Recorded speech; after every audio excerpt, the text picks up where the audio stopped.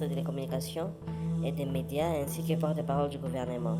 Dans l'équipe dirigée par le Premier ministre Jean-Michel Sama, à 39 ans, il devient l'une des figures les plus jeunes et les plus visibles de l'exécutif, chargé de défendre la politique gouvernementale face aux médias nationaux et internationaux.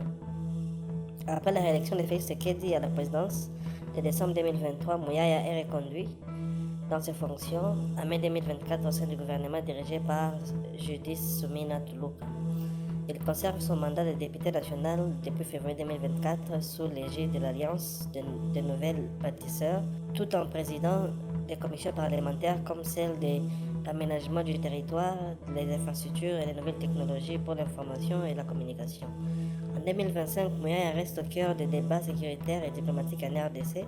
Le 26 février, il critique vivement la réaction tardive et confuse de l'Union africaine face à la situation humanitaire à l'est de la RDC, dénonçant l'usage du terme opposition politico-militaire pour qualifier le groupe M23, perçu par Kinshasa comme un groupe terroriste.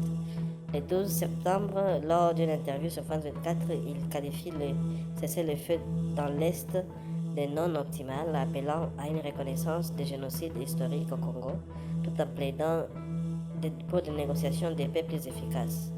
Le 8 octobre 2025, il réaffirme la position congolaise dans le processus de Washington, la paix avant toute intégration économique régionale, soulignant la cohérence diplomatique du président Tshisekedi. Parallèlement, Mouyaya s'engage sur des fronts sociétaux. Le 5 mai 2025, il participe à la journée mondiale de la liberté de presse en présence du chef de l'État. Le 19 mai, il rencontre les élèves dans une école de Kinshasa dans le cadre du mois de la femme, promouvant l'éducation des jeunes filles comme levier du développement. Il initie également des propositions de loi comme celle modifiant la loi électorale 2021, témoignant de son implication législative. Patrick Mouyaya Katembo est souvent décrit comme un communicant habile et bâtisseur des réseaux, capable de naviguer entre les factions politiques congolaises.